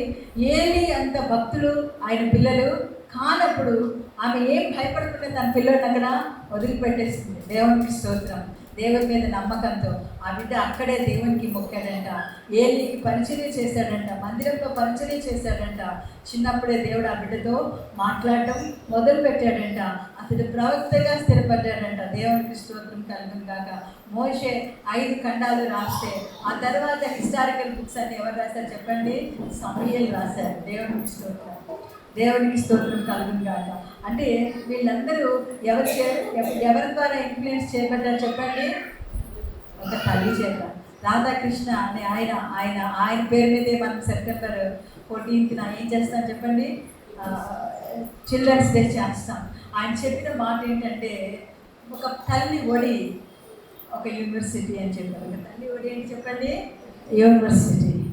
ఎందుకంటే విశ్వవిద్యాలయంలో విశ్వవిద్యాలయం అంటే ఏంటి చెప్పండి? ఒకే స్ట్రీమ్ ఉండదు అక్కడ. దాంట్లో కామర్స్ చెప్తారు, ఆర్ట్స్ కాలేజెస్ ఉంటాయి, ఇంజనీరింగ్ కాలేజెస్ ఉంటాయి, అన్నీ కొలాబరేట్ చేస్తే ఏంటి చెప్పండి? అదొక విశ్వవిద్యాలయం. హల్లెలూయా. మా ఇంట్లో 5 అమ్మాయిలు ఉన్నారు కదా. నా కింద ఉండే ఒక అమ్మాయి ఉండేది.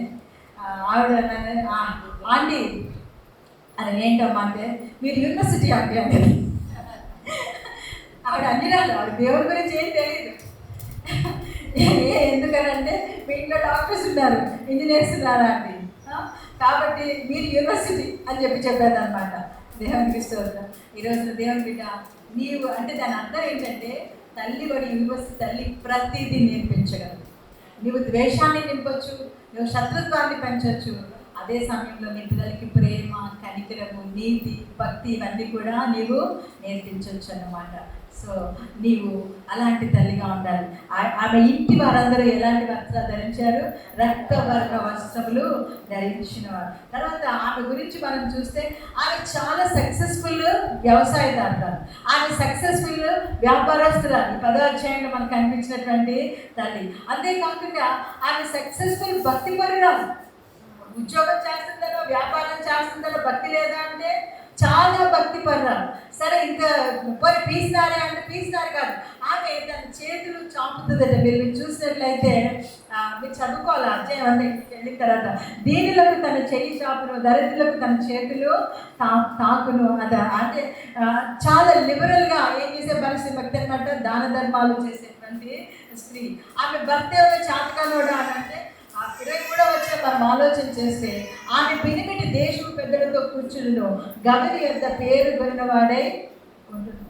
ఆ తర్వాత ఆమె గురించి ఏం చెప్తాడు అని అంటే 25వ వచనం, బలమును ఘనతయు ఆమెకు వస్త్రములు, ఆమె రాబో కాలము విషయమై నిర్భయముగా ఉండును. ఎందుకు భయపడదు అని అంటే, నా బిడ్డలందరూ రక్షించబడ్డారండి, ఎక్కడున్నా ప్రభు రాజ్యంలో ఉంటారు. హల్లెలూయా. వాళ్ళు ప్రార్థన చేసుకుంటారు, నాకు ఏమైనా పర్వాలేదు, ఎందుకంటే వాడు దేవుడిని వెతుకుతారు. ఇదే కదా మనకి కావాల్సింది. ఈరోజు ఒకవేళ మన పిల్లలకి మనం దేవుడిని ఇవ్వకపోతే వారి భవిష్యత్తు కోసం నిరంతరము మనం ఏం చేయాలి చెప్పండి, బాధపడుతూనే ఉంటాం. నువ్వు బిడ్డకి దేవుడిని ఇచ్చావనుకో, నువ్వు వరి అవ్వాల్సిన అవసరం లేదు, వాడు దేవుని బిడ్డని. హల్లెలూయా. ఏం చెప్తావు, వాడు దేవుని బిడ్డ. ఎక్కడికి వెళ్ళినా వాడు ఏం చేస్తాడు చెప్పండి, వాడిని కాపాడే తండ్రి ఉన్నాడు వాడికి. దేవుడికి స్తోత్రం కలుగును గాక. అంతేకాకుండా ఆమె ఎలాంటి స్త్రీ అని మనం ఆలోచన చేస్తామంటే 26వ వచనంలో, జ్ఞానము కలిగి తన నోరు తెరచును, కృపగల ఉపదేశము ఆమె బోధించును. బెస్ట్ టీచర్ అనమాట. ఫస్ట్ బెస్ట్ టీచర్ అవ్వాలంటే స్కూల్స్లో కాదు, ప్రతి తల్లి ఒక బెస్ట్ టీచర్ అవ్వాలి అనేది దేవుని యొక్క ఉద్దేశం. బెస్ట్ టీచర్, కృపగల ఉపదేశం ఆమె ఏం చేస్తుందట. 27వ వచనం, ఆవిడ తెలివి తక్కువదా అని అంటే, ఆమె తన ఇంటి వారి నడతలను బాగుగా కనిపెట్టును. అంటే పని చేయకుండా ఆమె భోజనము చేయదు. ఆమె వెళ్తుంటే, అరే పెద్దలు ఎక్కడికి వెళ్తున్నారా అని అడుగుతుంది అనమాట. దాంట్లో వెళ్ళిపోవాలనుకుంటాడు, చూడలేదు మా అమ్మ అనుకుంటాడు. కానీ ఆవిడకి తెలుసు ఇప్పుడు వెళ్ళాల్సిన అవసరం ఏమొచ్చింది అని అడుగుతాడు. ఇంక వాడు ఏం చేస్తాడు అనమాట, ఏం చేయట్లే మమ్మీ, ఊరికి అలా వెళ్దాం అనుకున్నాను. ఊరికే వెళ్తే బయటికి వెంటనే వచ్చేసాక 5 నిమిషాల్లో అని చెప్పుద్ది అనమాట. చెప్తే వాడి ప్లాన్ అంతా అయిపోతుంది. దగ్గర ఇంటి వారి నడతలు బాగుగా కనిపెట్టింది. ఈరోజు తల్లిదండ్రులు ఏం కనిపెట్టలేకపోతున్నారు తెలుసా, తమ పిల్లల ప్రవర్తనను నడవడికను కనిపెట్టలేని స్థితిలో ఉన్నారు. కాబట్టి నువ్వు జ్ఞానం కలిగిన తల్లిగా ఉండాలి అనేది దేవుని యొక్క ఉద్దేశం. ఒకవేళ నువ్వు ఇలా జీవిస్తే దేవుని వాక్యం ఏం చెప్తుంది అని అంటే 30వ వచనంలో, అందరి మోసకరము సౌందర్యము వ్యర్థం, యెహోవా యందు భయభక్తులు కలిగిన స్త్రీ కొనియాడబడును, ఆమె చేసిన పనిని బట్టి అట్టి దానికి ప్రతిఫలం ఇయ్యదగును, గౌనుల యొద్ద ఆమె పనులు ఆమెను కొనియాడును. దేవుడి దానికి ఎలా జీవించావో దేవుడు దానికి ఏం చేస్తాడంట, ప్రతిఫలం. అన్నమాట, నేను ఇంట్లో అంట్లు తోముకుంటున్నాను, బట్టలు ఉతుకుంటున్నాను, ఇల్లు సర్దుకుంటున్నాను, వీటన్నిటికీ నాకు ఏమొస్తుంది అని అంటే, ఒక రోజున దేవుడు ఏమిస్తాడు చెప్పండి, ప్రతిఫలం. ఏదైతే నీ కుటుంబం కోసం చేసావో అది కూడా ఏంటి కాదు చెప్పండి, వేస్ట్ కాదు. అలా అని చెప్పి ఉత్తమ అసలు ఏమి తెలివి తక్కువ దద్దమ్మలాగా అంట్లుగా ఉంటాను అనుకుంటామని కూడా దేవుని వాక్యం చెప్పలేదు. అర్థమైందా? వంటింటి కుందేలాగా ఉండమని దేవుడి వాక్యం ఎప్పుడు కూడా చెప్పలేదు. ఇంత బోధ దేవుడు ఎందుకు చేశాడు అని అంటే, నువ్వు వంటింట్లో అంట్లు తోముకోమని చెప్పలేదు, నువ్వు దేవుడి కోసం జీవించాలి. హల్లెలూయా. ఎందుకు చెప్పాడు చెప్పండి, దేవుని కోసం జీవించాలి. ఒక మంచి సమాజాన్ని నిర్మించడంలో నీ వంతు బాధ్యత ఉన్నది. టీచరు, లేకపోతే మీరు వ్యాపారస్తులు, మీరు ఉద్యోగస్తులు, అందరూ ఈరోజు ఏదో ఒక పని చేస్తున్నారు, లేకపోతే మీరు ఇంట్లోనే ఉంటున్నారో ఖాళీగానే ఉంటున్నారో నాకైతే తెలియదు. ఏదేమైనా దేవుడు మీకు ఇచ్చినటువంటి జ్ఞానాన్ని మీరు ఏం చేయాలి చెప్పండి, సద్వినియోగం చేసుకోవాలి. నీలో ఉన్న మంచి పదార్థం పాడైపోకూడదు అని చెప్తాడు పౌలు తిమోతికి. కనుక నీవు సమయమందు అసమయమందు ఏం చెయ్యి, ప్రయాసపడు. దేవుని మాట వాక్యాన్ని బోధించు, ఉపదేశించు, బుద్ధి చెప్పు, గద్దించు అని చెప్తారు. సో దేవుడి మీద ఈరోజు మౌనంగా ఉండొద్దు. మనం నాకు ఎందుకులే అని మనం అనుకుంటే దేవుని పక్షంగా ఎవరు కదులుతారు? అందరూ నాకెందుకులే అనుకుంటే సమాజం పాడైపోతుంది. ఒక రోజున బయట జరుగుతున్న కీడు మన ఇళ్లలో జరగడం ప్రారంభించబడింది. ఇశ్రాయేలీయులు తమ నడవడికను పాడు చేస్తున్నప్పుడు ఆ కీడు ఎక్కడి వరకు వచ్చింది, వారి గుమ్మాల్లో వరకు వచ్చింది, వారి ఇళ్లలో వరకు వచ్చింది. న్యాయాధిపతుల గ్రంథం ముగింపు ఎంత ఘోరంగా ఉంటుందో. అంటే మనకి కీడు రాదు అని బయటకు చెప్పడం లేదు, కీడు నుంచి తప్పించబడమని చెప్పి. అందుకే మనం ప్రార్థన చేస్తాం కదా, పరలోక ప్రార్థన. ఏమని చేస్తాం చెప్పండి, మన శోధనలోనికి తేక కీడుని తప్పించు అనంటే నీ బిడ్డల కీడులోకి వెళ్ళే మార్గాల నుంచి ఏం చేయాలి చెప్పండి, జ్ఞానం బోధిస్తే వాళ్ళు వాటి నుంచి ఏం చేస్తారు, తప్పించుకుంటారు. దేవుడికి స్తోత్రం కలుగుగా. ఏదైనా ఘోరమైన విపత్తు జరుగుతుంది అనేటప్పుడు దేవుడు మనకు తెలివినిచ్చాడండి, జ్ఞానం ఇచ్చాడు. ఇక్కడ మనకి ఏమవుతుంది, పరిశుద్ధాత్మ దేవుడు మనతో యూ డోంట్ గో, నువ్వు అక్కడికి వెళ్ళొద్దు, అక్కడికి లేచొచ్చే అని పరిశుద్ధాత్మ దేవుడు మనకి బోధిస్తాడు. ఆ మాట వినగలిగే చెవుల్ని పిల్లలకి లేకపోతే వాళ్ళు పాడైపోతారు. అలాగే పరిశుద్ధాత్మ చేత వాళ్ళు నడిపించబడకపోతే వారు దేవుడి కుమారులుగా కుమార్తెలుగా బ్రతకలేదు. ఇదంతా పాస్టర్ల బాధ్యత, పాస్టర్ల బాధ్యత కాదు, నీ బాధ్యత.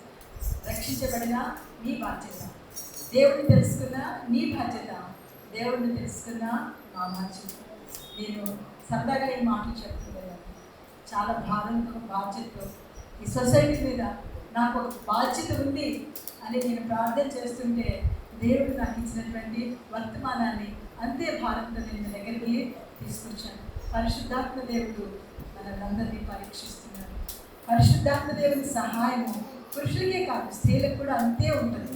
కాబట్టి వీళ్ళందరూ దేవుడి కోసం గొప్ప కార్యాలు చేయగలరు. నేను అందుకే ఫస్ట్ చెప్పాను, మీరు చాలా చెప్పండి, ఫస్ట్ చెప్పిన మాట ప్రత్యేకమైన వారు, దేవునికి చాలా ప్రియమైన వారు. అది చెప్పాలి, మీరు దేవునికి చాలా మళ్ళా దేవునికి చాలా ఇంకొకరు గట్టిగా చెప్పండి, నేను దేవునికి చాలా ప్రత్యేకమైన దానిని, నేను దేవునికి చాలా ప్రియమైన దాన్ని. హల్లెలూయా. ఊరికి అకస్మాత్తుగా అనుకుంటలేదు, నీ పట్ల దేవునికి ఒక ఉద్దేశం ఉంది. సో ఈ మాటలు దేవుడు మీతో మాట్లాడాడని నేను నమ్ముతున్నాను. ఎంతమంది ఈ మాటల ద్వారా నేను ఇన్స్పైర్ అయ్యాను. నేను దేవుడి కోసం జీవిస్తాను, నా చుట్టూ ఉండే సమాజం కోసం నేను బోధిస్తాను, ప్రార్థిస్తాను. రెండు పనులని, రెండు చేయాలి. ఒకటి నువ్వు ప్రార్థన చేయాలి, రెండోది బోధించాలి. నేను స్త్రీని కదా కాదు, దేవుడి వాక్యం మంచి ఉపదేశం చేయము అంటాడు తీతు పత్రికలో. ఎవరు స్త్రీల గురించి ఏం మాట్లాడతాడు? మంచి ఉపదేశం చేయాలి. సరే, రెండు పనులు, ఒకటి నేను ప్రార్థిస్తాను, రెండవది నేను బోధిస్తాను. ఎంతమంది అలా జీవించడానికి ఇష్టపడుతున్నారు? ప్రైజ్ గాడ్, హల్లెలూయా. దేవుడు మిమ్మల్ని ఈ తీర్మానాన్ని దీవించగలగా నేను చిన్న ప్రార్థన చేసి ముగిస్తాను. ప్రేమించిన మా ప్రియ తండ్రి, ఈ దివ్యమైన పాదాలకు వేవేల కొద్ది వందనాలు, స్తుతులు చెల్లిస్తున్నాను. ప్రభు, మమ్మల్ని ఎంత బాధ్యత కలిగినటువంటి పరిస్థితుల్లో మీరు మమ్మల్ని ఉంచారో మాకు అర్థమైపోతుంది ప్రభు. కనుక తండ్రి, మీరు మా బాధ్యతను విస్మరించేవారు కాక నాయన మా చుట్టూ ఉండే సమాజం కోసం ప్రార్థించేవారిగా, ఈ సత్యవార్తను ప్రకటించేవారిగా, మాదిరి కలిగిన జీవితం నాయన మా బిడ్డల ఎదుట మేము జీవించి వారిని ద్రోహంలో నడిపించేవారిగా, మా చుట్టూ ఉండే సమాజాన్ని ఇన్స్పైర్ చేసే తల్లులుగా మరి మేము ఉండగలిగే కృప, తండ్రులుగా ఉండగలిగే కృప ఇక్కడ చేసిన ప్రతి ఒక్కరికి మీరు అనుగ్రహించమని నాయన ఈ మాటలు మీరు దీవించమని నాయన నీ దాసరాలు మంజులా గారు ఏర్పాటు చేసిన ఈ పరిచయం మీరు విస్తరింపచేయమని మరి సంఘంలో నడిపిస్తున్నటువంటి నాయన వారి పాస్టర్స్ని, అలాగే నాయన మరి సహోదరి వ్యూలని, అలాగే సిబ్బర కుటుంబాన్ని, ఇక్కడ చేరిన పెద్దలందరినీ కూడా మీరు దీవించి సంఘంలో బలపరిచి వచ్చిన వారిని ఆశీర్వదించమని యేసుక్రీస్తు నామములో ప్రార్థిస్తున్నాం తండ్రి. ఆమేన్.